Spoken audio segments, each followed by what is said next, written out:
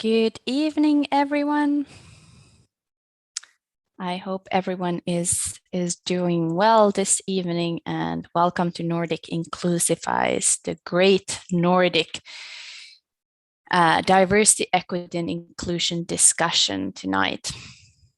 Let's wait for one more minute for people to actually come here, and then we'll kick off with our agenda for today.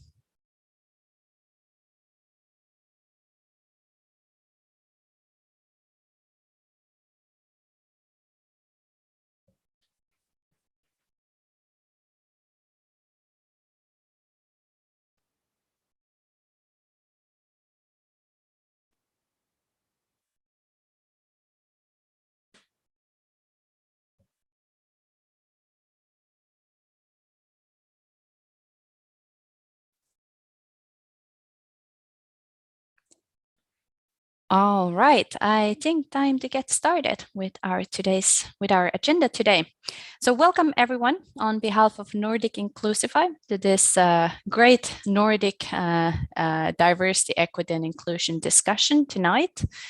We have some amazing panelists here discussing the issues and kind of like the current state of diversity, equity, and inclusion in the Nordic countries. Before we head into our amazing panel and also presenting our panelists tonight, let's first have a couple of words about Nordic Inclusify. So Nordic Inclusify is an organization that focuses on driving diversity, equity, and inclusion forward in the Nordics in the field of talent acquisition, talent strategy, and employer branding. We are definitely non-profit, and all of us are working full-time somewhere else and doing this just for the pure passion and love towards diversity, equity, and inclusion. And you are all welcome to join our Slack community as well. It's free for everyone. It is a place where we can discuss any matters related to this topic, and also share some insights, and also, just connect with other people passionate about the same topic. Great. So today's event is our first Nordic-wide event where we'll be discussing the different differences and similarities in different Nordic countries when it comes to diversity, equity, and inclusion. And we are also going to focus on how it is affecting the public and private sector companies, trying to both cover the bigger ideas as well as then some very concrete actions and concrete examples. Obviously, some things that we need to take into consideration when talking about especially data is how GDPR is affecting the data that we collect in the Nordic countries, as well as like what kind of data is collected in the Nordic countries. But we're gonna tackle the data issues as well a bit later with our panelists. Just a reminder that this event is recorded and it will be also found from YouTube later on. So it is currently live on YouTube, and you can find the recording then later after the event if you need to leave, for example, earlier. Q&A, feel free to ask your questions, give your comments, or just have a conversation ongoing in the chat. Feel free to introduce yourself like some people are already doing. That's great. You can also post your LinkedIn profiles there if you want to network with like-minded professionals in the industry. But now to the main topic of the day. So I would like to warmly welcome our panelists for tonight's event. And first of all, welcome Jasmin Assulin, CEO and co-founder of Day from Finland. Welcome, Jasmin. Thanks, Jasmin. Next up, we have Fernando, founder of New to Sweden from Sweden, obviously. Welcome, Greg. Thanks, and thanks for putting a Spanish twang on my name. That was awesome. Thank you. And well, let's see how are the next ones. So welcome, Marte Albertine Indergaard, head of diversity, equity, and inclusion Nordics at Corn Ferry from Norway. You also put a Spanish twang to that, which was totally cool because I used to live in Spain. So thank you. Excellent. I find apparently some new aspect of myself as well. And then we also have Helen Agard, CEO and partner at Diversity Factor from Denmark. Welcome, Helen. There I go. Hi, everybody. Nice to be here. Great. To get started with today's agenda, we're going to have short country presentations from each of the countries that we have present here. So Finland, Sweden, Norway, and Denmark. And there's going to be, the panelists are going to present a little bit like, data that they found about diversity, equity, and inclusion, especially taking into consideration talent acquisition, employer branding, and talent strategies, but also going to talk about the situation overall. So all countries have a short presentation of their own countries, and then we will head into our questions. And remember to keep the chat active. So please post any questions, comments, or anything you have in your mind in the chat. Thank you. And we have first up Denmark. Thank you. Should I just jump in there, Sophia? Because I get the opportunity to speak first about how things are going with diversity and inclusion in Denmark. Just a quick introduction. I'm the CEO of a management consulting firm called Diversity Factor. But as I think many of my colleagues here on this call knows, is that diversity and inclusion takes a village. So I'm the figurehead of this company, but I have the privilege of working together with the three powerhouses, Jessica, Veronica, and Maria. And together we try to help primarily global companies who are headquarters in Denmark with creating inclusive environments where diversity thrives overall. So that's just a bit about us. You can read more on our website. But if we go to the next slide, Charlotta, in terms of what the state of diversity and inclusion is in Denmark, and more also the state of equality in Denmark.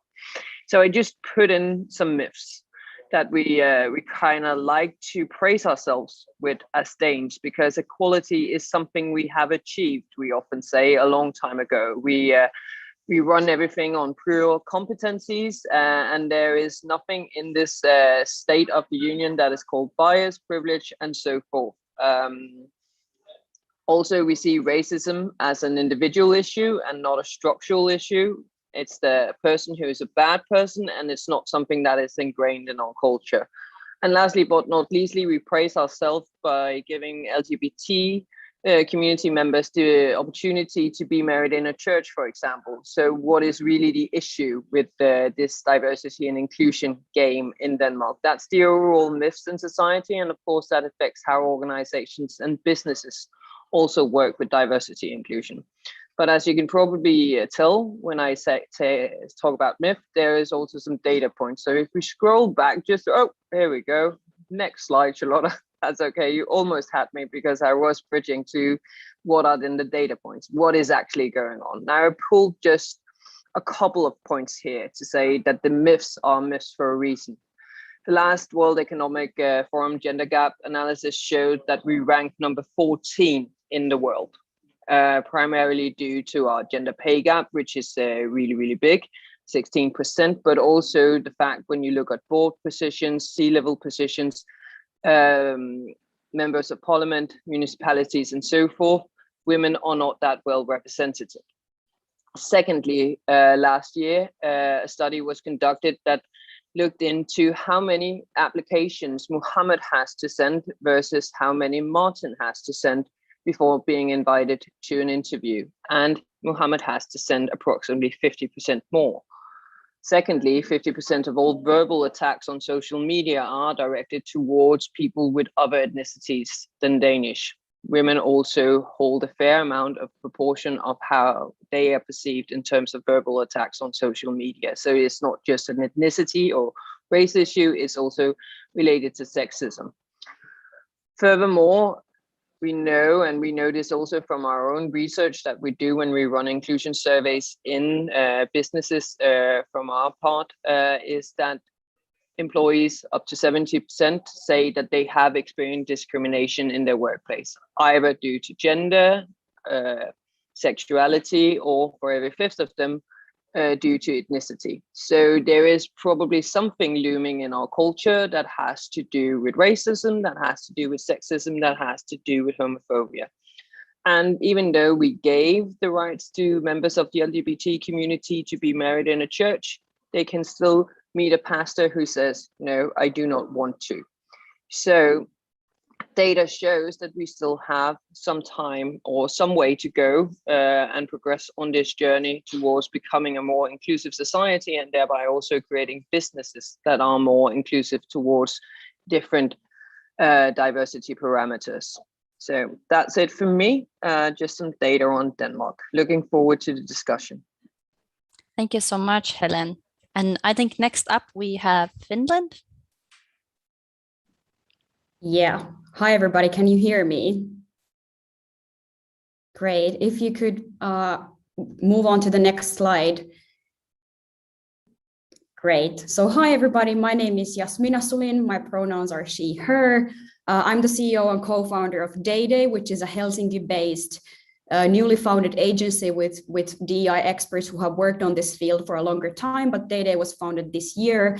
And we're a Helsinki-based agency that basically helps other organizations with DEI and inclusive communications related things, mostly consulting work. And here is our team of 4 people, excited. Like, I really loved what Helen said, that DEI takes a village, and this is the team, our village, where we work with these challenges. And if you could go on, I could continue with the data from Finland. Yes, I'm going to start with legislation. First of all, I have to say to Helen that I really love that you brought the myths already here in the beginning, because I think basically all of them were very much applicable to the situation in Finland as well. For example, in Finland, we often talk about being the forerunner of gender equality, for example, because Finland in an early stage already, for example, provided voting rights for women and everything. So that was a very similar discourse that we have here. And in addition, all of the data points that you brought up were somehow applicable to the situation here as well. And I'm really looking forward to discussing these later on. But from the legislation point of view, we have a Non-Discrimination Act here in Finland, which states out that employers should not discriminate against employees based on different aspects of diversity. And in addition to that, for example, there is an equality and non-discrimination plan required from employers with over 30 full-time employees. But the difficulty and the challenge is that this is not really transparently monitored. So the true impact of having these plans is very much neglected in a broader sense. And if you could move on to the data points that I wanted to bring up today, as we know, DEI is a huge umbrella and there are a lot of aspects under it. But a few points that I wanted to bring up today is, first of all, we have a similar pay gap situation like in Denmark. In addition to that, the representation in, for example, executive teams and boards of directors in, for example, Finnish listed companies are still very highly male dominated. You can take a look at Nordic business diversity indexes or, for example, Boston Consulting Group's data about this. In addition to that, we still have a strong gender segregation in the labor market with different professions. Of course, it starts from an early stage already in the society, but it's something very much notable. And when we go deeper than the gender perspective and the binary gender perspective, we need to acknowledge that still, for example, a lot of people who identify as LGBTQI+, for example, hide their status at work, which is an indication of a non-inclusive environment, of course.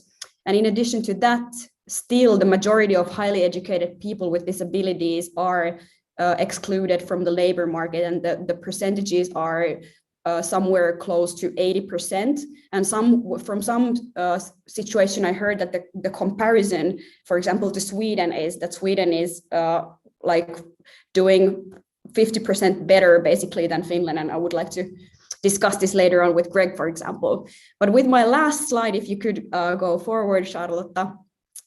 When we come to recruitment, when we come to to structural racism, for example, we have similar research points than Denmark had about having a foreign sounding name in Finland and how it decreases your chances of even getting a job interview and therefore creating more and upholding structural inequities in the society as well. So there's a huge difference whether you have a Finnish sounding name, an English sounding name, or for example, or a Somali, Middle Eastern, or different types of names, which also reflect the racial hierarchies that we have in the society.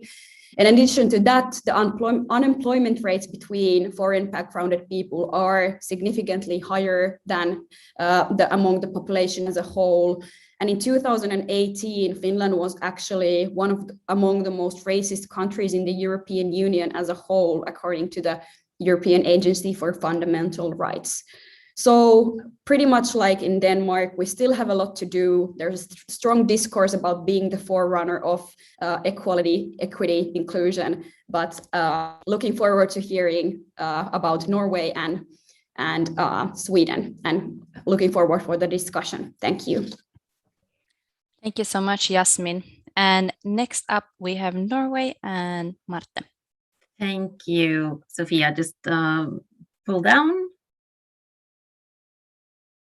Yeah, so I come here today representing actually Korn Ferry as the very, very fresh head of diversity, equity, and inclusion Nordics. So actually representing all 4 countries, but very, very much here to learn today, as I am only 4 weeks into my position, so not fully grounded in the state of the union in the other countries that you other 3 are representing. So I'm very, very thankful to be here today and to learn from the 3 of you, Yasmin, Helena, and Greg, and I hope we can connect and continue our conversations.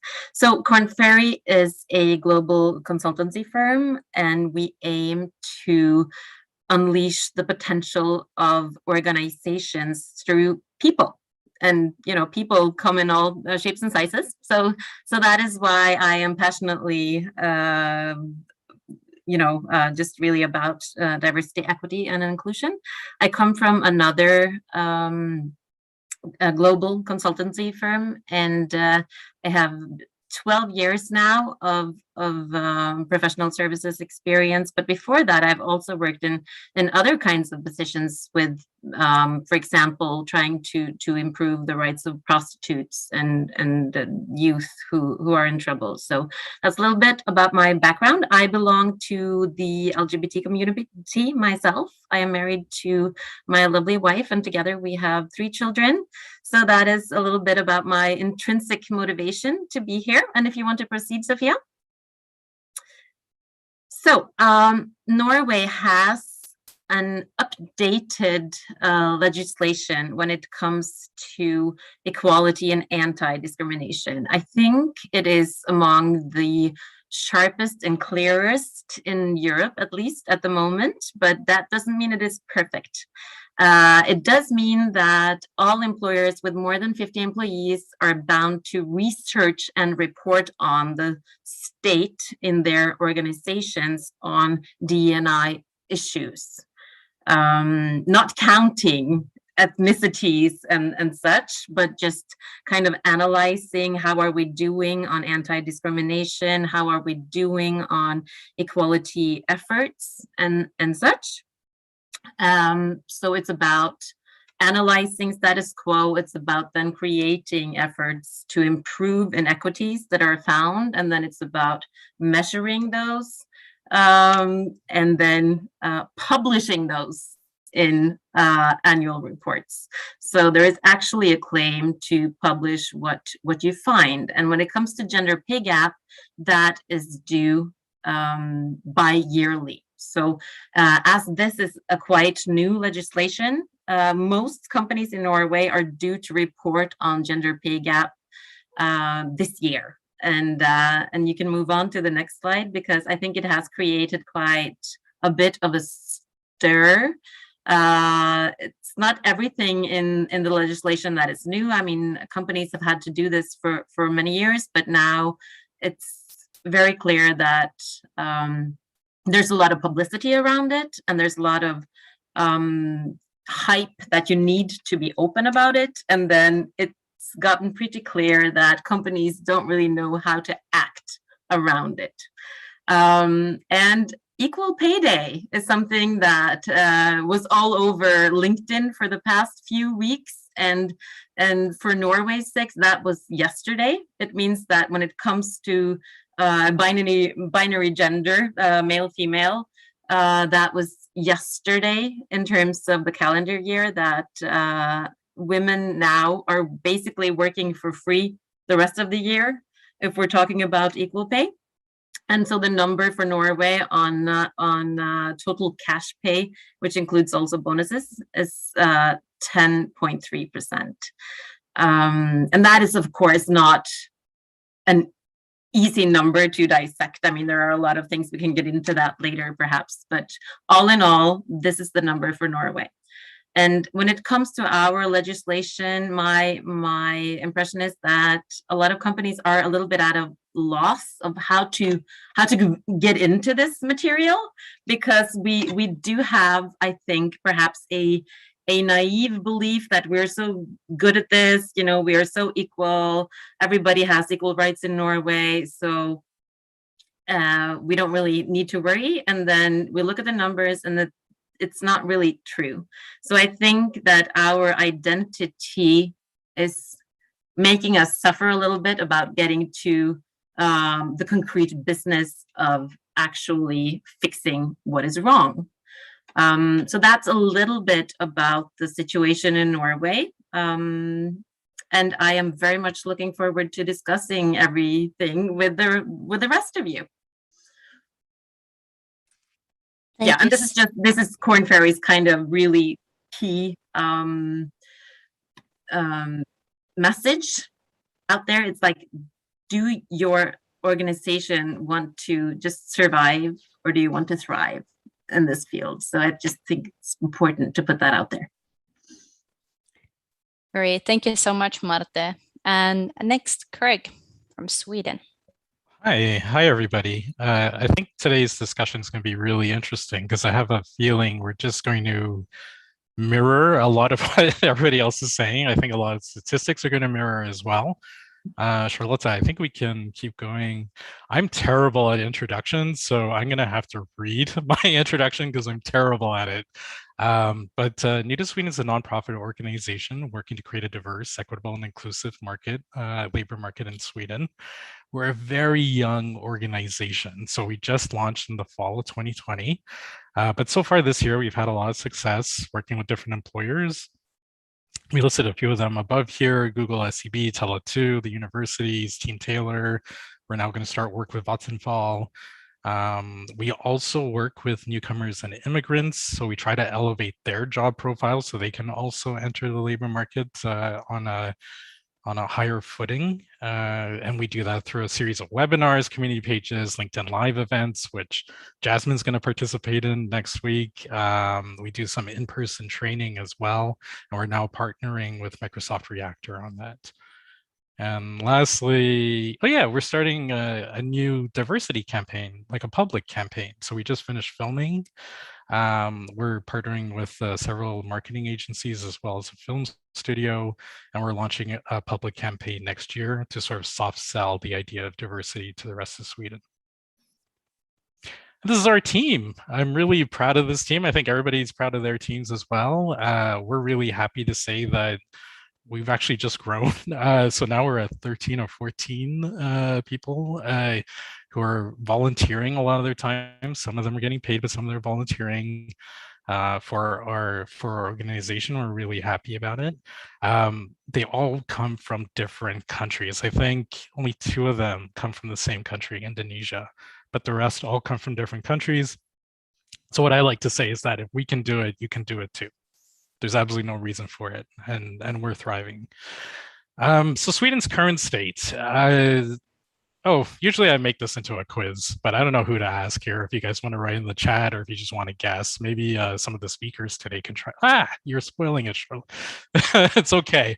But yeah, so I think it's okay, you can actually show it. But Sweden's working age population, the percentage of the working age population that's foreign born is actually extremely high.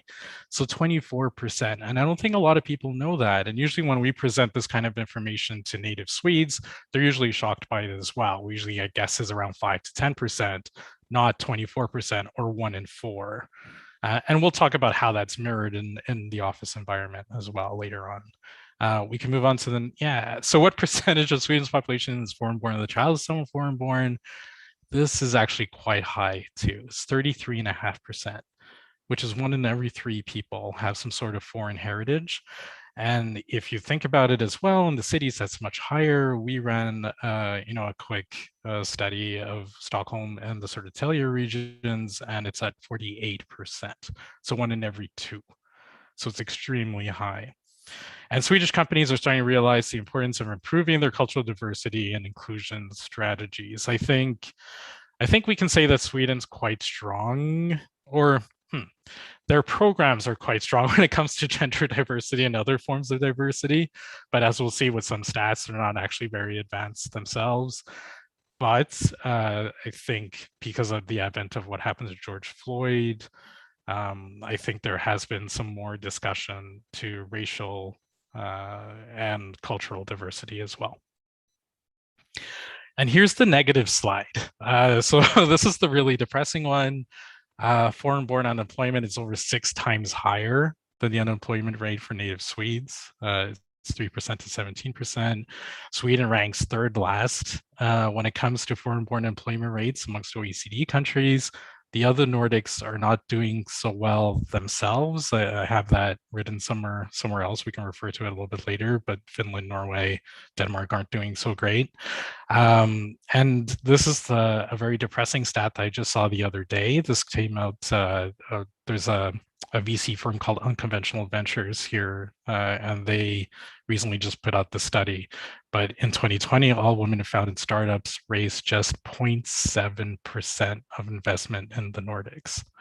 7.3% went to mixed gender founding teams, while all men founding teams raised 92%. So there's obviously a gap, which we'll probably discuss. And this is the most depressing stat from my perspective that I've seen. Afro-Swedes who are born and raised in Sweden, so there's absolutely no excuse. Well, I'll get to that in a second. But Afro-Swedes with PhDs receive approximately half the pay as other Swedes with equivalent education, other Swedes with PhDs. And there's absolutely, like I was saying earlier, there's absolutely no difference between them and a native white Swede other than the color of their skin. So is there a problem? Yes, there's a problem.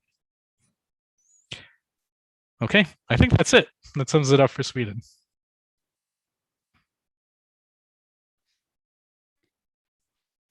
Thank you so much. Really interesting stuff over there. Some really interesting data. And also one thing that I find quite interesting and quite shocking is the lack of data that we have in the Nordics. So since we were getting ready for this panel discussion and asked all the panelists to gather some data to present, like what's your impression? What did you find? And what was the most shocking?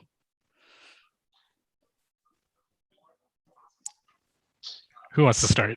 Yeah.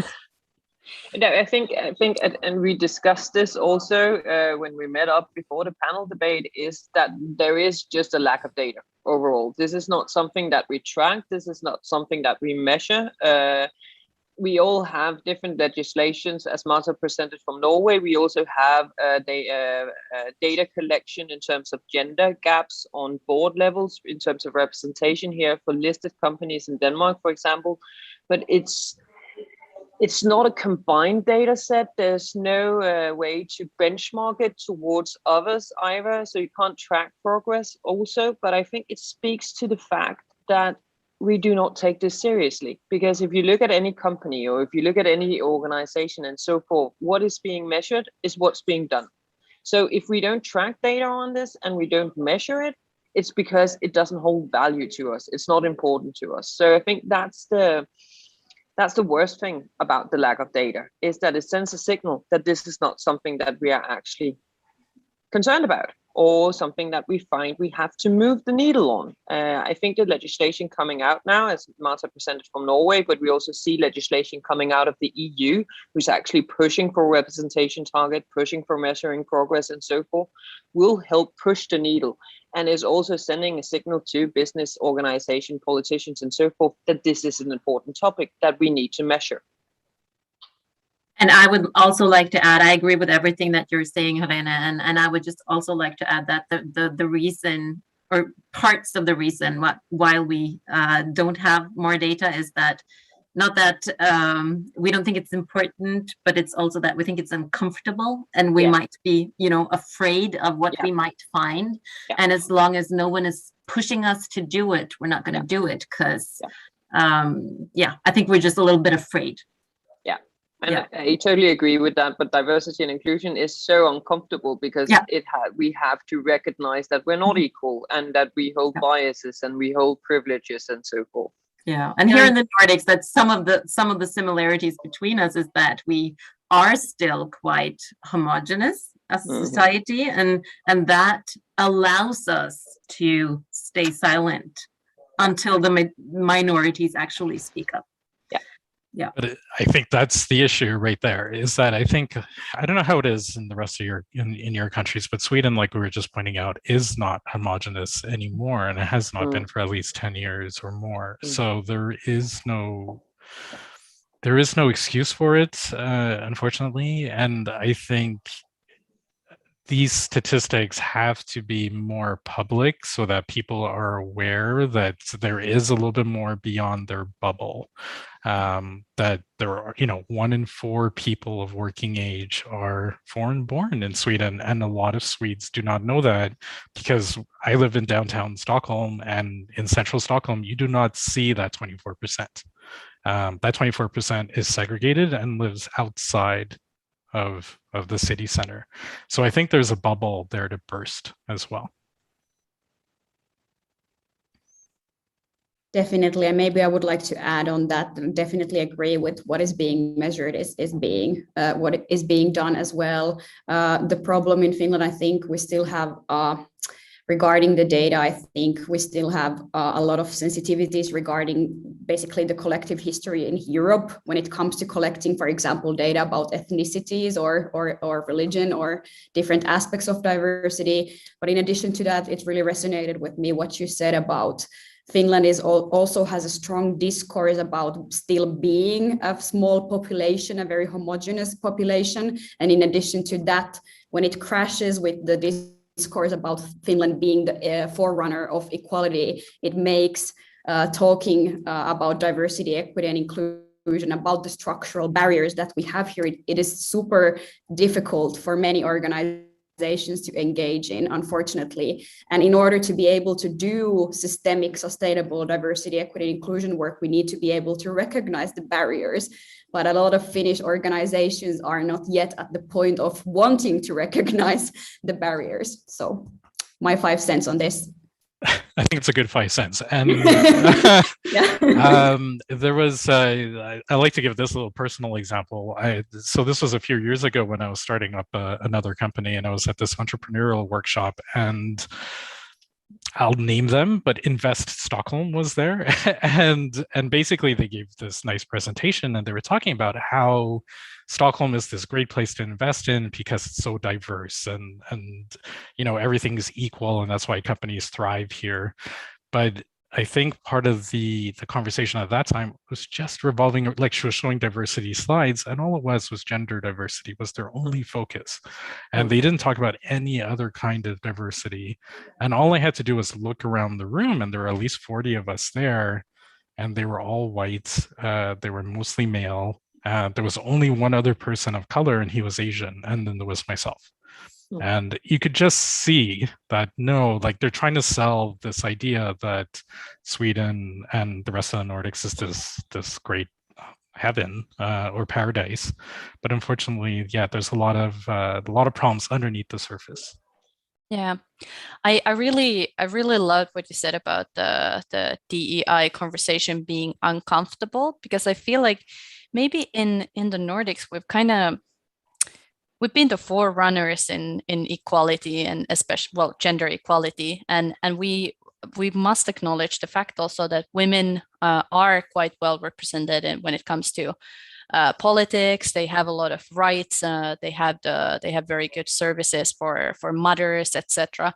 But then at the same time, like, maybe are we a bit too stuck with this thought that, okay, we're the forerunners, so we don't have to do anything then for 100 years, and let's just skip the conversation because we've already achieved it. And I feel like this is the conversation that we already have on so many levels. When we talk about DEI, we say like, oh, but we've already achieved it. And then you ask like, so what have we achieved? And they're like, well, gender equality. But have we actually even achieved gender equality in the working life? And then again, like, why are we not discussing all the other aspects of DEI? Yeah, no, I think we have definitely not come anywhere near on gender equality at all. And when you look at the, okay, so public boards is one thing, but executive leadership, I mean, come on, in Norway, I think we're like at 9% or something like that, female leadership. It's terrible. And the fact that we are so equal in society, like you're mentioning, Sophia, on birth permissions and equal pay, somewhat, it kind of, I think it has sedated us a little bit. And so it's not until you actually look at the actual numbers, then we can get to the conversation that we are not there at all. We are not there at all. So that's just something that we really need to look further at in the future, I think. But I think there's also a myth within this in terms of the Nordics being the front runner of equality. If you look at the equal pay legislation that we have in Denmark and that other Nordic countries also have, that was implemented by the EU.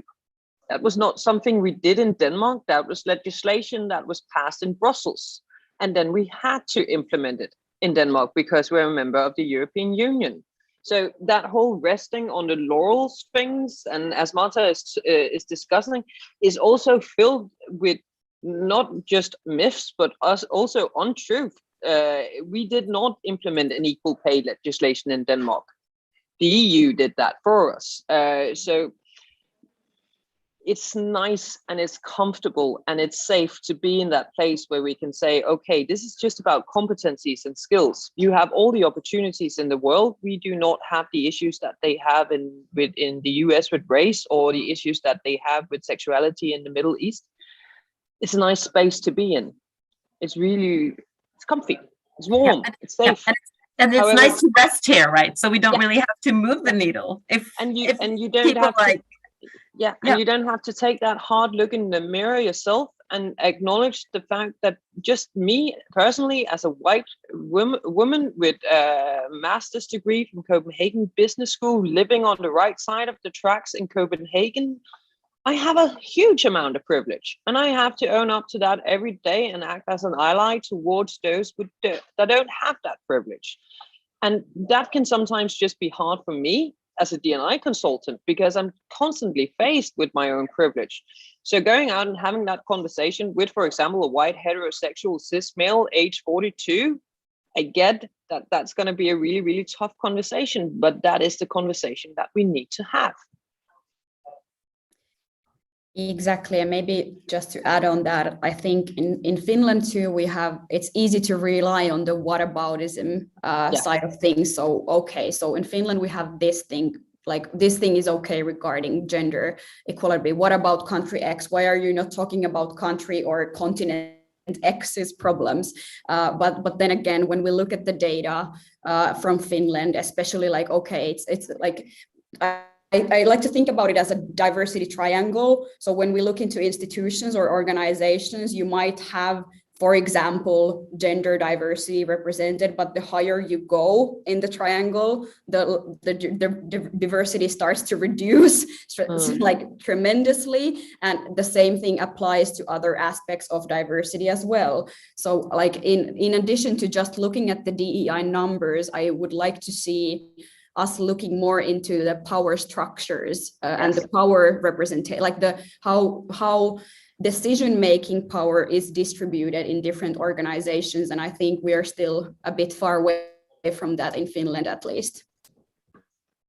Yeah, that's a great point, and actually links very much to my next question, which would be that how do you see the representation in parliament and in governmental institutions or structures where anyway a lot of decision-making power is held?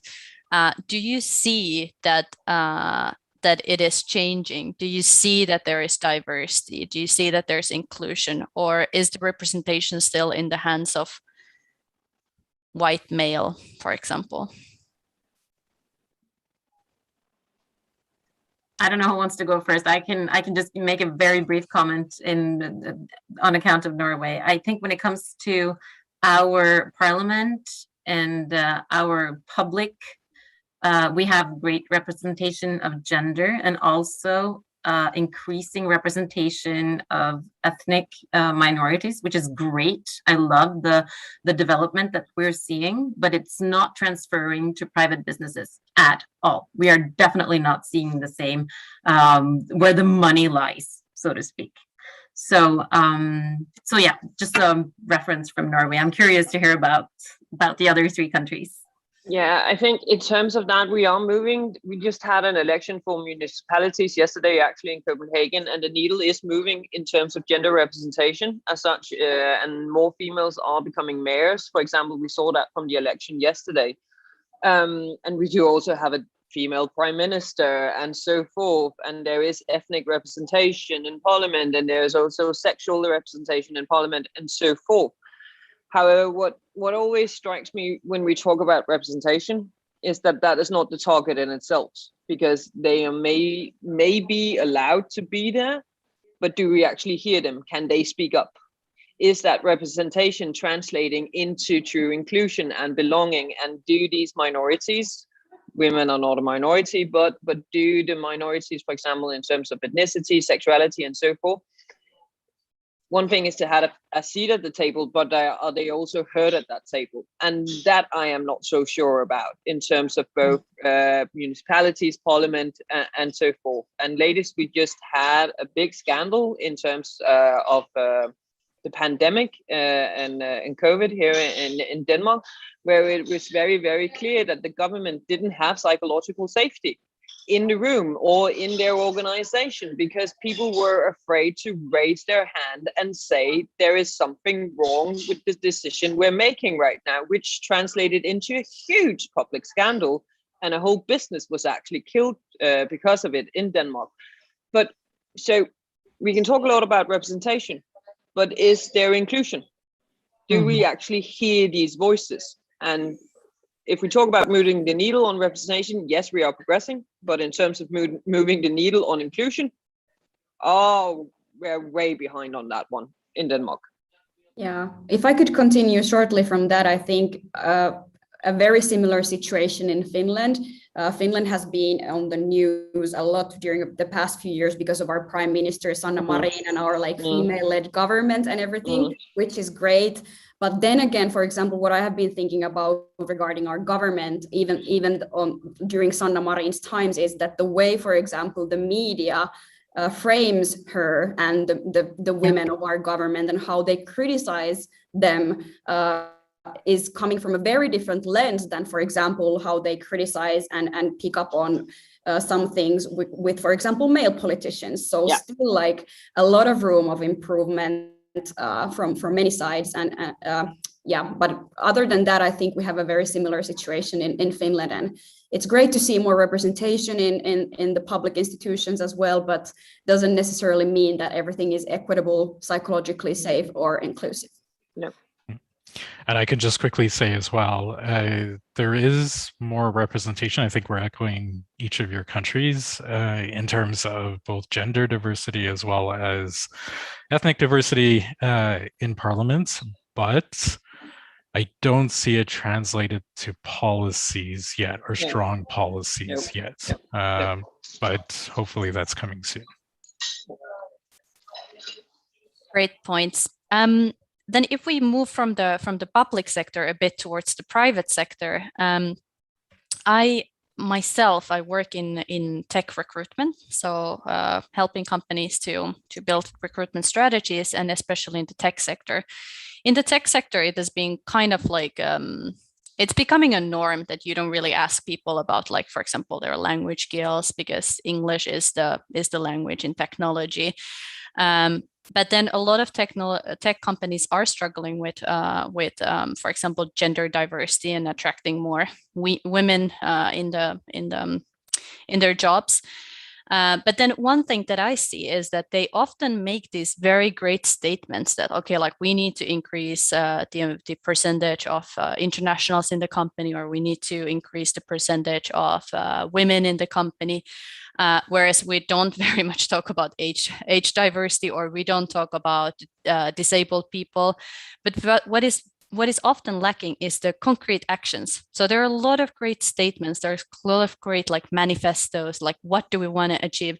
But we actually have 0 steps towards those manifestos and achieving them.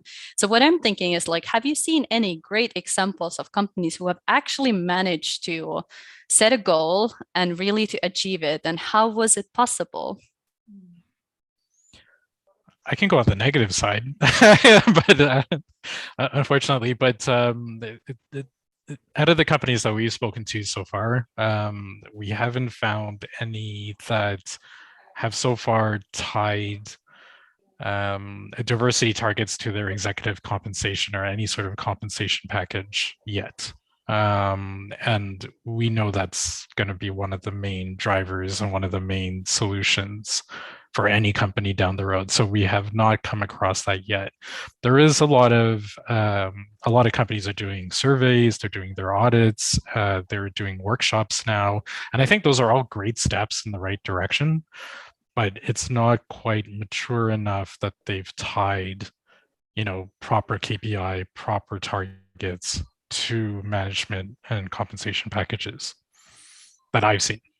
I don't know if you've had the similar experience in Finland, Norway, and Denmark. No, I agree, but I think it's important to kind of, as D&I experts, try to advise on, why did you actually set those goals? I mean, why do you want to hire more ethnic diversity? Why is it more important to get gender balance in your top executive leadership groups? Why? Where's the why? Right? Because I think a lot of these goals are just set because you feel the pressure, right? And the pressure comes from legislation and from the media. And you just, as a CEO, you want to do everything right. You want to sound smart. You want to sound like you're putting this on the agenda, right? But have you actually understood what do you want to do with that diversity once you have it in your lap? And I think a lot of CEOs don't really know that. So getting from the representation part to the actual inclusion part, I think is just imperative. And we are starting, luckily, to see some data that the organizations, I'm not going to name names here because I don't want to put anybody on the spot, but we are starting to see data that actual organizations that have really spent time on creating a more inclusive environment are starting to see the payoff. Not because they hired more women, not because they hired more ethnic diversity, not because they, set goals on age or disabilities, whatever, because they are creating a more inclusive environment with leaders who know how to lead that diversity. And so I think to move from the statistics to the inclusive psychological safety, sense of belonging conversation is the exciting part. And knowing that we're actually starting to see data on that is why I go to work every morning. Yeah, I completely agree. I think we should start with inclusion. Diversity will follow. I just wanted to point out, because somebody in the chat said that that the diversity discussion often gets hijacked by gender and or racial equity, for example. I just wanted to point out from my perspective as well that I truly believe that when we talk about diversity, equity, and inclusion, it definitely should be through an intersectional lens. We need to be aware of the different aspects of diversity, and we need to also understand the different intersections of the different aspects of diversity. And I think there's a lot where we could develop in these discussions in general, and we could all learn more from each other, whether we are in Finland, Denmark, Norway, Sweden, or Iceland, who couldn't make it today. But yeah. Yeah, I totally agree, especially with what you're saying, Marta. And I also see clients who are moving along that line, and then who are actually engaging in this as a long-term journey, because they know that this is a big transformation process. It's not something that you can set a target for, and then within a year you can check that off your performance scorecard, and then everything is fixed. It's at least for the initial phase, the 5-year-old journey for a global company to change behaviors, to change consciousness, to create more conscious inclusion. But if we talk about, for example, a good example, it's not from Denmark, it's from the US, Netflix, business to consumer company, really pressured by consumers who want more representation in their content. Now, I'm not saying they're all good. We can all talk about David Chappelle's latest show that is premiered on Netflix. So that's one part of the discussion. But however, what they are doing is putting out an annual report on their inclusion level. They're each year surveying their inclusion levels, saying, okay, where are the gaps in terms of our workforce, in terms of our content production, in terms of our community, in how minorities perceive the inclusion level in Netflix, and having that uncomfortable discussion and conversation behind that. So something is happening. Now, did they make a wrong move with David Chappelle? In my personal opinion, yes. But that is what diversity and inclusion is also about. It's about 2 steps forward, 1 step back, because in that step back, we continuously learn. And we have to have that learning as part of our strategic process. And that ties back to the why, as Marta talked about. Why are you doing this? Are you doing it because everybody says you have to do it? Or are you doing because it's the ethical and the right thing to do? And also because there is a business case within it. So, and why is that for your organization? Excellent points. Excellent points. What I thought was like very kind of eye-opening for me was that my mom has been her basically whole career is about gender equality and women's rights.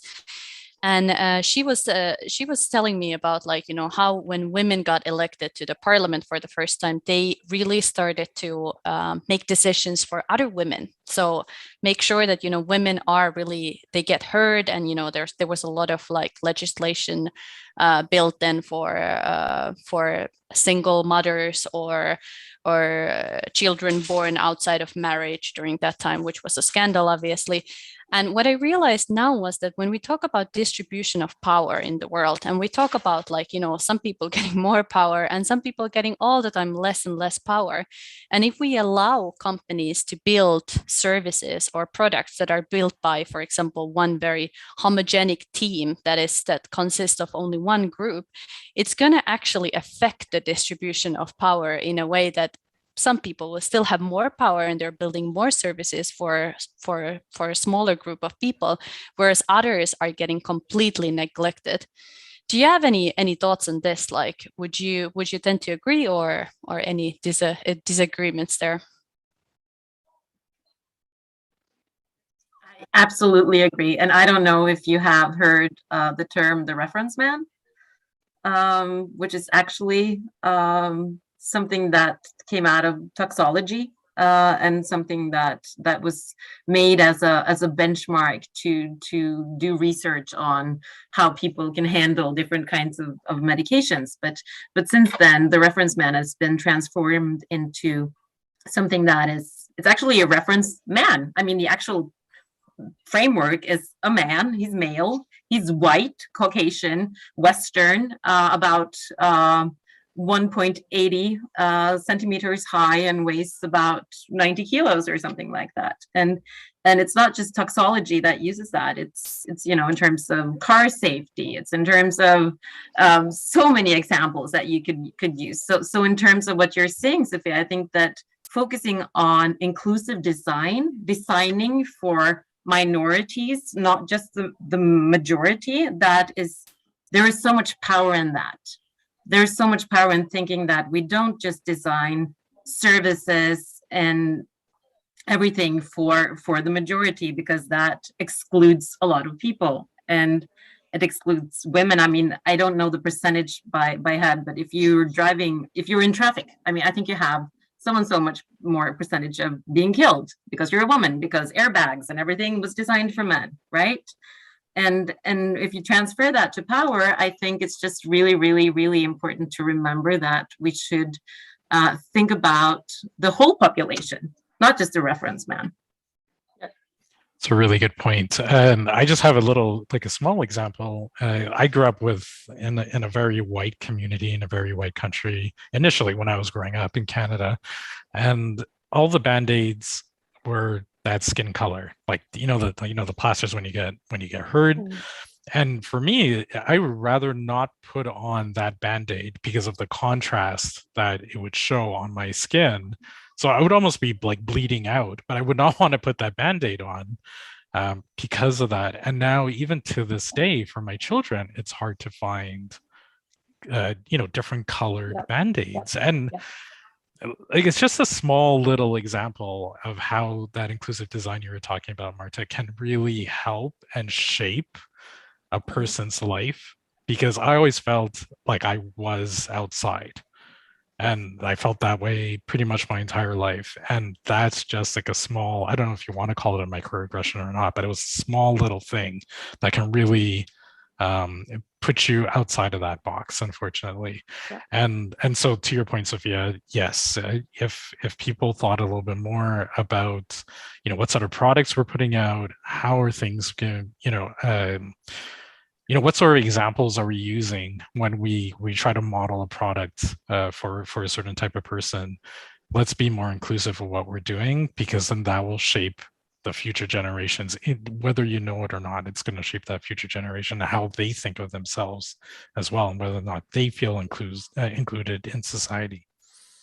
And maybe I could add on that. I think I really like what the DEI lead of Netflix, Verna Myers, has said, that we need to do the work internally so that it can have an impact on what we do externally. And I think whether it comes to product development, marketing and communications, inclusive company cultures, I think it's super important to have that representation, and also as one tool to reduce the biases that we naturally have that affect the outcome and the end products.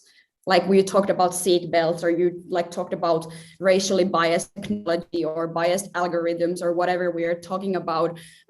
We need to, of course, work on our biases individually, but we need to have more diversity in order to naturally kind of reduce the bias by having more perspectives from different realities that we navigate in. Yeah, and that goes back to the why. If we talk about the business case for diversity and inclusion, first of all, I think companies should do this because it's the right thing to do. Now, you can't convince every CEO to go down that path. Him or her, they need to be seeing the money also. But diversity and inclusion is also about managing that complexity that you face externally in your markets, whether it's your consumers, your potential talents, your legislators, your vendors, and so forth, and the customers that you have. And if you're not able to mirror that complexity inside your own organization, you will not develop good products to them. It's that simple. You can't develop products then if you only develop to a reference type. We call it the default type. Marta, I totally agree with the reference man. And I think Invincible Women, Carolina Perez wrote a whole book about the reference man and how that affects and makes it actually dangerous for women to walk on the streets. Especially if you're a Black woman. If you put on the intersectional lens, it becomes even worse. But if we talk about the business case, it's about leading complexity and harvesting that energy and that ideation and that creativity that comes out of that complexity, by thereby making better products and making a better society. But my God, it takes time. And I think there's a really good study. It was done by HBR, Harvard, and I'm looking at it right now, but it's basically A team with a member that shares a client's ethnicity is 152% more likely to understand a client's needs. Yes. And the example that we like to use, like during our talks, it's like if you open up a branch of a bank in Germany, are you going to airlift Swedes into Germany and kind of hope for the best, or are you going to hire locally and hire Germans to serve that clientele? Yeah, exactly. And I think you can also find a competitive advantage there. So say like you built, I don't know, kitchen supply, kitchenware, kitchen furniture. And then you think like, okay, well, how can we make it as inclusive as possible? How about if we would take as competitive advantage disabled people who might not be able to reach that high? I mean, it can become a very competitive advantage as well and have like real business value on top of all the things that you mentioned already. That's also why we see that diverse companies outperform their competitors in every McKinsey study. That is the outperformance right there. It's about being better to mirror your market. And I think, and I can't speak in terms of gender for you all, of course, but in terms of being, I think there's a certain fatigue that's out there for a lot of people of ethnic descent, especially, you know, like we experience that when we go to a store and we realize we're not getting the service that we want, we will go to another store. And that's exactly the same for any product, for any company. There's the fatigue is starting to settle in, and I think I don't know if you feel the same way. Yeah. Good. And when it comes to fatigue, I'm just conscious of time. I just want to put it out there that, you know, we're I know that all the people in this room, we're used to having these conversations probably over and over and over again, and what we really need to do is, you know, the minorities are never going to win this battle or the war unless the majority gets on board. So for me, my work is about, you know, just creating those aha moments just for the white male, basically, because that is often the majority, right? The white heterosexual cis male. Where is the sense of urgency for this guy? And so for me, kind of just igniting the understanding of that all those people are also not binary, you know, there is some aspects of minority in that guy too. And how do we get that conversation going and figuring out, oh, really, you know what, I am different. And I do remember the time that I was last, you know, selected on the football team, or when I was, you know, divorced and everybody else was married, and, you know, try to kind of ignite the feeling of, I know what it's like to feel the minority stress. And we want you to get on board with us so that we can create a mass movement that is good for everyone. Exactly. That's also the only way to get them to use their privilege, to give their platforms to the minority. So you need to get into that personal experience with them. And sorry, Sophia, I cut you off like twice now. But you'll never ask your next question. But no, I was just going to say, and I think especially for the white male, it's important for them, the white cis male, it's important for them to understand that it's not an attack on them. Exactly. It's a matter of equality for the rest of us to lift ourselves up, to get to an equal playing field. And I think that understanding, that click can happen. And great continuation from this, I'll let you continue in a minute, is that what can these white cis men do then to help minorities or underrepresented people to get more represented and hear their voice? Can I continue from here, comment on the previous points and go through your new question? I completely agree with every one of you, but now, because I consider this as a safe space, I'm also going to voice out my opinion that I'm also, as a DEI specialist who does this on a daily basis, I'm a bit tired of protecting some of the most privileged feelings. But definitely, I of course understand that we need to make everybody understand how exclusion feels, and everybody, from a humane perspective, everybody can touch upon that. Everybody has their experiences of exclusion, but then it gets a bit more complex when it comes to the systemic barriers, for example. But yeah, and then again, coming back to Sophia's question, I think we should create more awareness about allyship as one tool, and how to like be able to motivate people with different privileges on acting as allies, acting as active allies towards people who lack certain privileges that they don't have. And it's a tough one. I don't have any crystal clear recipes for that, even though we do talk a lot about allyship with our clients, for example. But I think allyship plays a crucial role in making people more privileged, engaged to advancing inclusion and equity. I could just say from a business perspective, I think a white cis male can be an ally by just like with the practical, from the practical side of just being a mentor, or being a mentor. Even you don't even have to go external to your own company. You can be a mentor internally in your company. There is somebody hopefully within your company who can use that sort of mentorship and internal promotion that you can provide to that person by engaging with them, by talking to them, by learning from them, and then hopefully they can learn from you and they can elevate their own profile within the company. And I think having a mentorship program just internally from a white cis male's perspective can really help a lot of people. I know a lot of people right now who's part of our audience at New to Sweden.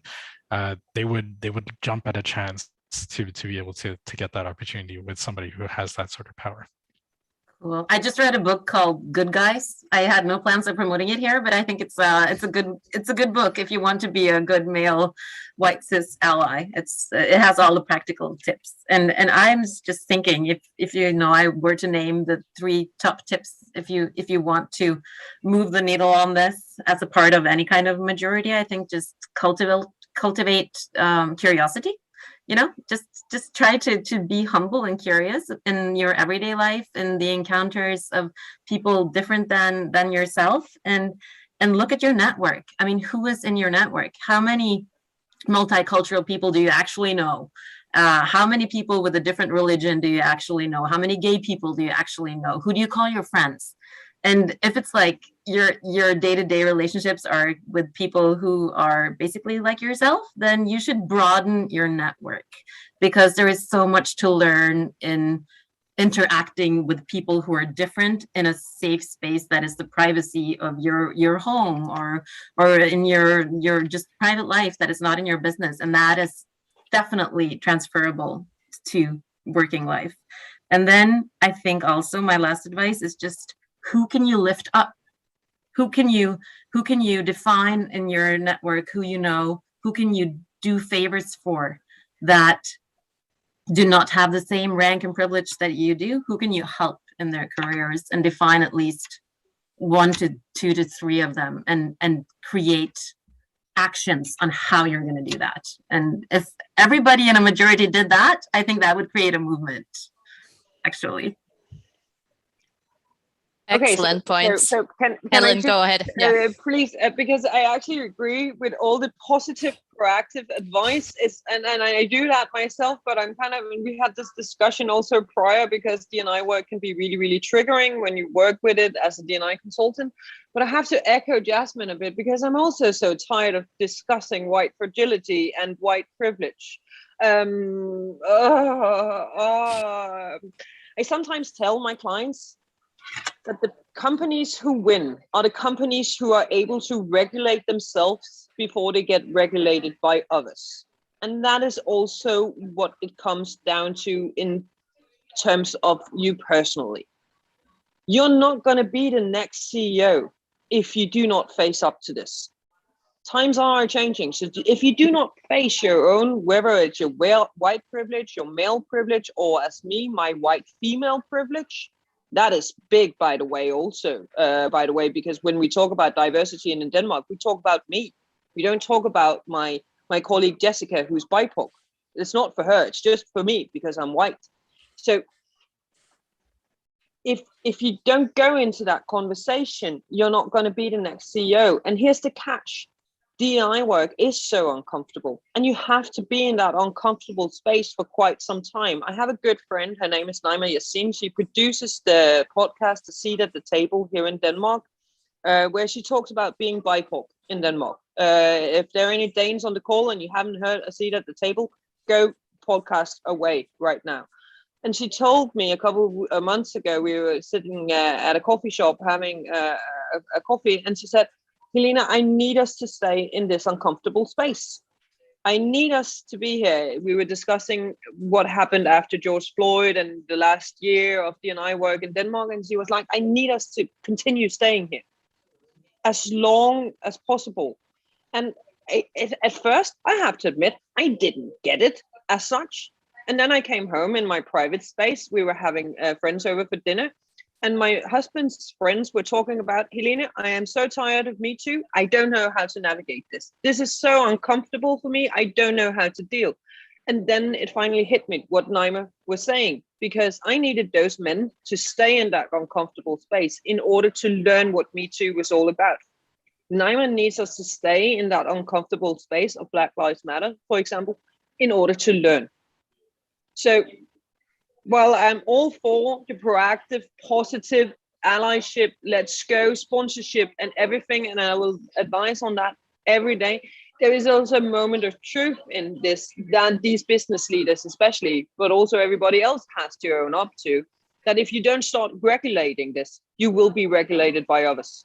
And that is really, really uncomfortable. Yeah. Very good point. And if it's okay, I just want to clarify myself that because there was maybe a confusion in this chat as well, that when I talk about allyship, I'm not just talking about being nice and standing in solidarity, but I'm talking about using your power and privilege to achieve more equity while listening to underrepresented people's needs. So I'm not talking about just being nice and supporting your friends. I'm talking about using your privilege. And maybe one concrete example from that is my co-founder, Ina, who is a white cis female here in Finland. And for example, when we founded Day, she gave that space for me to become the CEO of our company. Like she used her privilege to create more equity for me and my POC co-founder Nassim, to create like these roles for us that weren't given to us by the society, or opportunities that are not there in the same way for us. So that is one concrete example of her actually navigating her privilege to do something concrete and create equity inside our team, even though we are a small team, but it's a powerful message. Great. All right. It's time to move on to Q&A, and our audience has been very, very active. So we have tons of questions.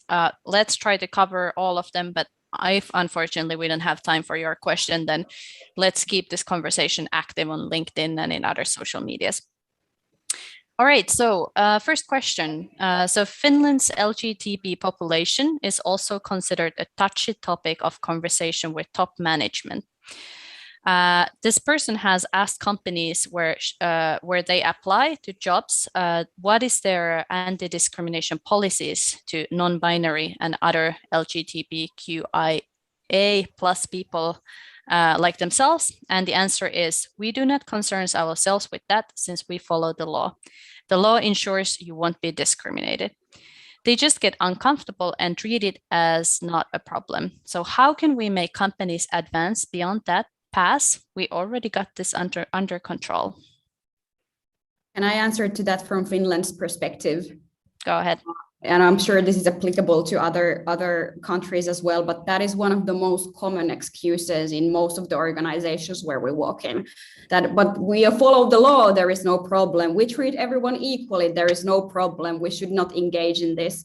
And I wish there would be like a one-size-fits-all solution to this, but usually we just start by pointing out the research, the data, the things that make the inequities more concrete and visible. And it's a super tough journey, and it sometimes you have more impact with it, sometimes you don't, but like it's usually we start by showing the data and making it more visible how these challenges are very much present in our society and working life as well. But that is one of the most common bottlenecks in starting DEI work in organizations in Finland, at least, still now in 2021. I hope that answered your question somehow. And it's very applicable to other aspects of diversity as well. I was just going to echo exactly what Jasmine said. It's a very slow build. And you have to start somewhere. You have to get your foot in the door. You have to start talking to these companies. You have to start with these workshops that may not have a very long-term effect, but you go into it knowing that that's going to happen. But as your relationship grows, as you start empowering the employees within that company, then the conversation can start shifting, and then gradually it will reach the upper echelons where they will, exactly what Jasmine said, be shocked by the data, read the data, realize that, okay, this is the right thing to do. Hopefully they can also see the business case behind it, and then they can start shifting their policies regardless of what the law is stipulating or not. Yeah, it's easy to hide under, behind the law. Yeah, that's true. Okay, so the next question is, what are your thoughts on the state of disability justice in the Nordics? So how can we accelerate the progression of the disability justice agenda so that disabled people like this person can start thriving instead of being perceived as a liability? There is legislation in Denmark, for example, when we talk about physical buildings and so forth, that access points, if you talk about a physical disability, that you have to have clear access points. You cannot build a company without ensuring that there, for example, is an elevator and stuff like that. That is one thing. But disabilities is a lot of things. We can also talk about mental disabilities and how do we cater for that in an inclusive environment where our employees can thrive in terms of that. But I think if COVID did have a positive effect, it was actually that it showed us that you don't need to go through a speed gate in order to go to work, at least if you have a white collar job, that you can be more inclusive, especially in terms of disabilities. That, for example, people I know who sits in wheelchairs have been saying all the time, why can't I work from home? It's much, much easier for me. No, you have to go into work in order to do a job. Why? COVID came, then suddenly everybody could work from home. So there is also sometimes these lashes that goes into our societies that shows us a new way of navigating as such. And I think if we hang on to some of these learnings from COVID that were positive, we can actually, in terms of especially disabilities, move forward. But that's physical disabilities. In terms of mental disabilities, I think we have a long way to go in terms of inclusion, but that speaks into the intersectional lens also again and again. And I think we have to focus on these different diversity parameters in terms of work streams, employee resources groups, and so forth inside companies. For example, we also have to be careful that we don't zoom in on one, because as Greg pointed out previously, then gender fatigue happens, or race fatigue happens, and so forth. Or pride is just one thing that we do once a year, and then LGBTQ goes out the window 41 weeks of the year, right? What we will never have, though, is talent fatigue, right? Yeah.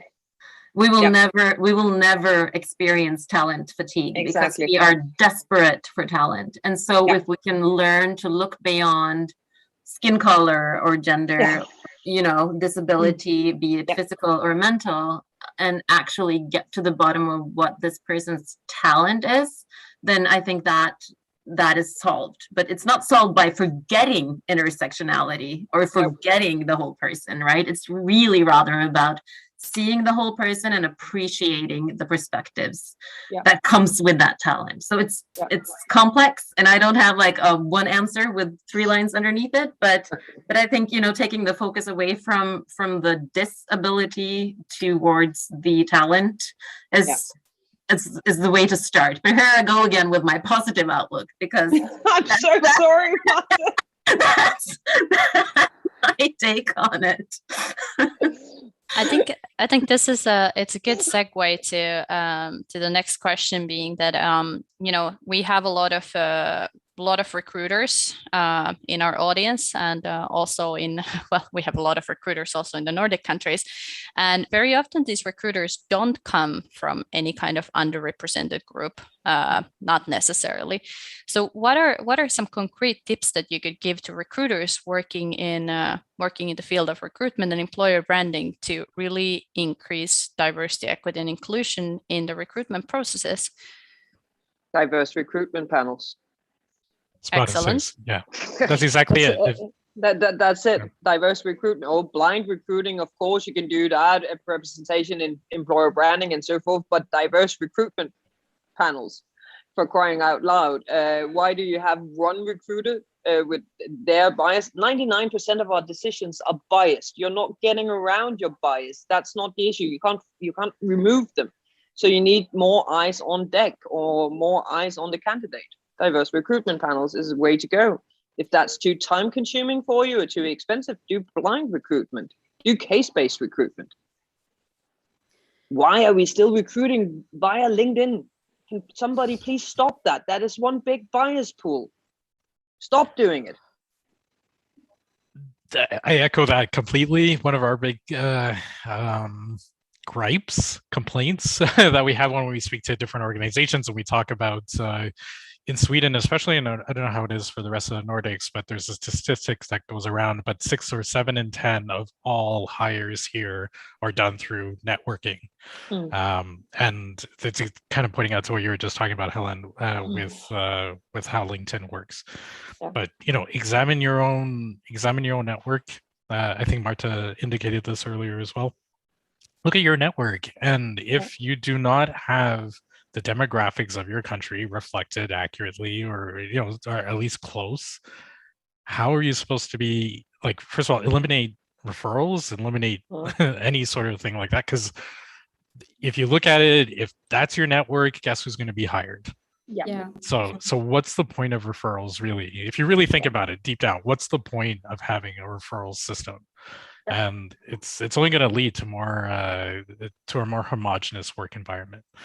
And then again, what Helen said was perfect. If you have an homogenous recruiting or talent acquisition team, get a diverse interview panel together, and also ensure you have at least 1 or 2 minority groups at the end in the final round before you make your next decision. Yeah.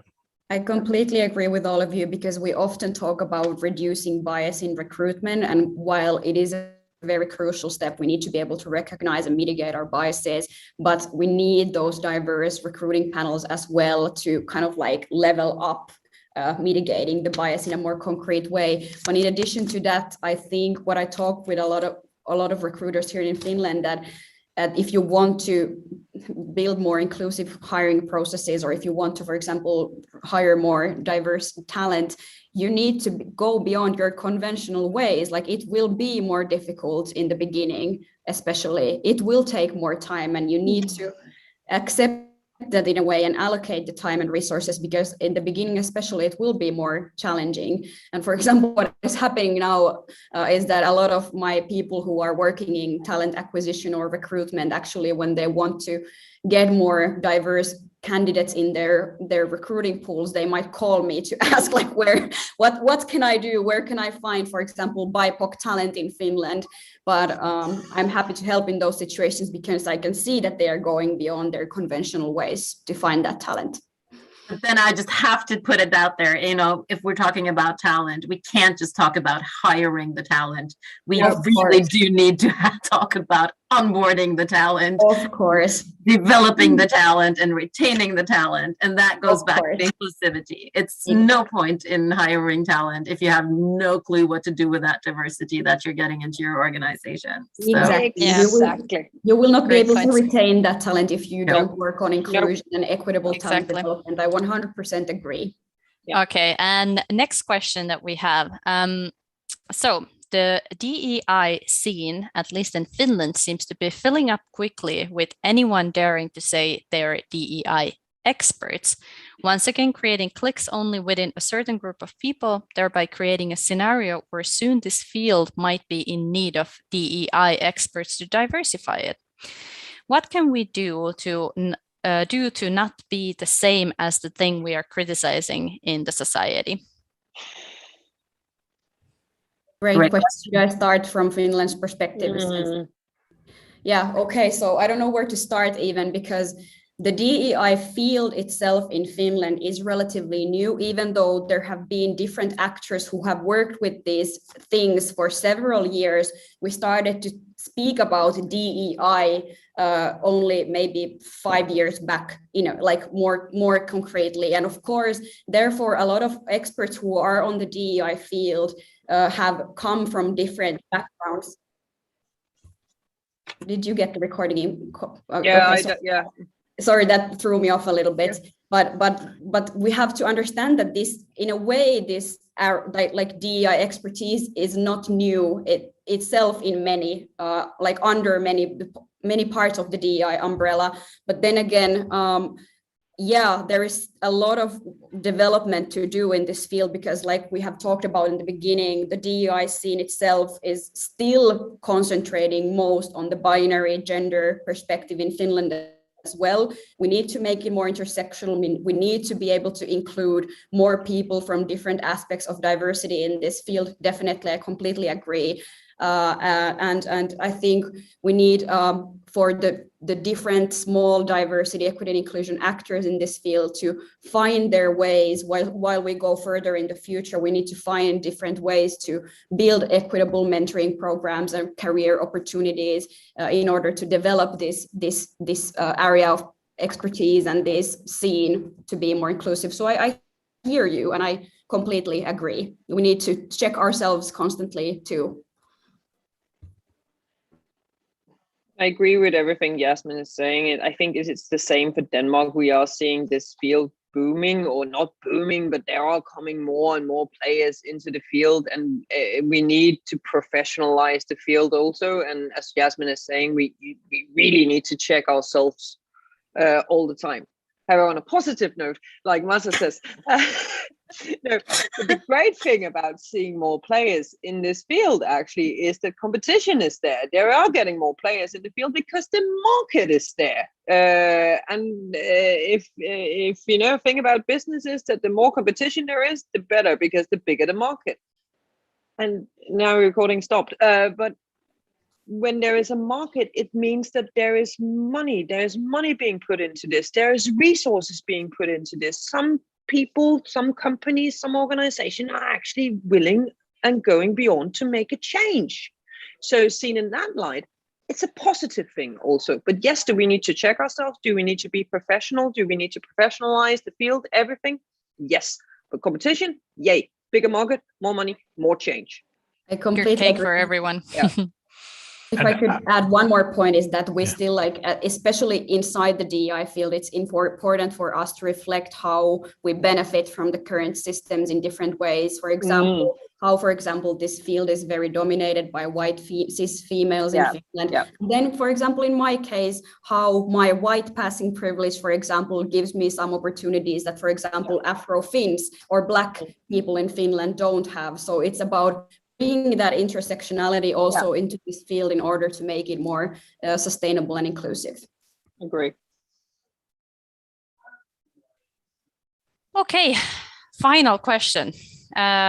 This is a very interesting one on quotas. So what stops the Nordic countries from adopting legislation to make companies hire a percentage of their workforce based on the demographic of the area they're based in?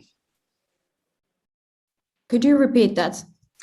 So what stops Nordic countries from adopting legislation to make companies hire a percentage of their workforce based on the demographic of the area they are based in? So for example, in Sweden, it would mean that, was it 30% of Swedes who are 33.5% have foreign heritage, but 24% of the labor force are directly foreign-born. 24% of foreign-born.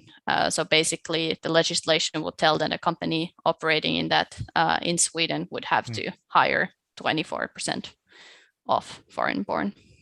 it's sort of a variation of a question I wanted to ask the rest of the panel as well. Like, why do you think people are afraid to move forward with concrete action like that?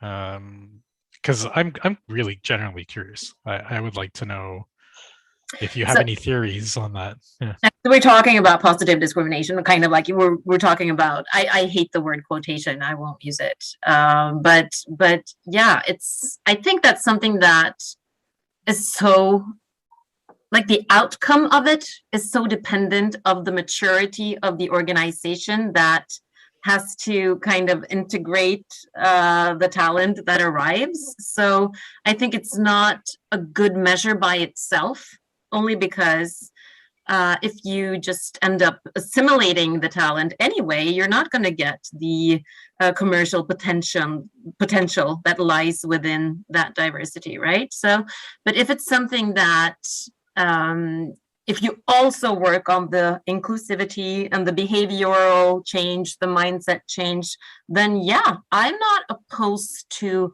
using something like that as legislation.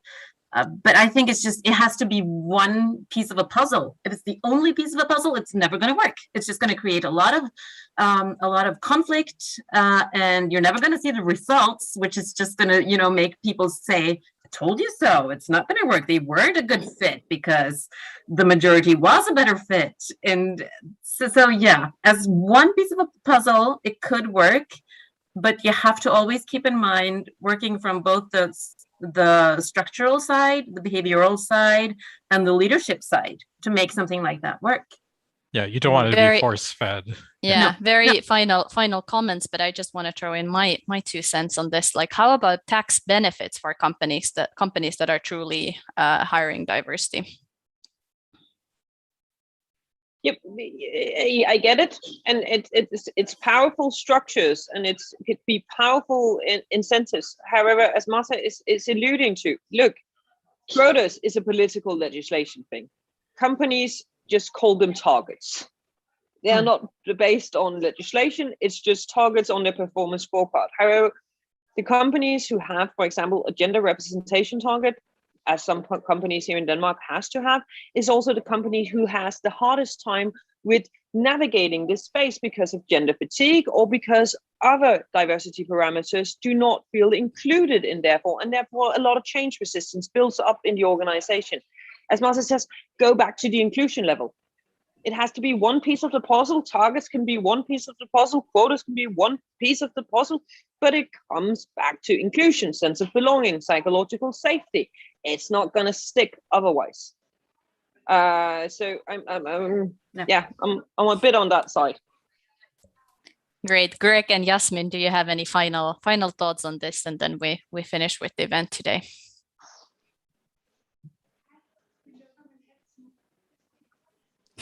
Oh, okay. I thought she unmuted and she was going to say something. I agree. I don't think it should be force-fed. I think we should focus on the inclusion aspects. And then, although it sounds very appealing, I don't think it's going to help in the long run. I know some other countries do something a little bit similar, and it doesn't lead to positive change in the end. What I like to think to kind of conclude is that we cannot change the complex structures of the society that are reflected into businesses as well overnight. But what companies can do is that they can they can't change the world, but they can try to change their world. So this is a very high level response, but maybe since we are heading towards the end, I'm gonna leave it there. Oh, that's great. Yeah, I agree. I think that sums it up very, very well. Yeah. Well, thank you so much for all the panelists. I think we could continue this discussion, and maybe one day we'll organize a big Nordic great seminar about DEI and actually take this on an even deeper level. Thank you so much for your time tonight. It was truly a pleasure. At least I got tons of new ideas. Tons of new LinkedIn posts that I need to write. Let's stay connected and let's keep the conversation ongoing on LinkedIn. and in other social media platforms. And I think it's, in the end, it's all of our responsibility to keep the agenda in talks to remind people of this, and change will always happen also through the small actions and everyday actions as well. Definitely. Thank you, everybody. Thank you. Thank you.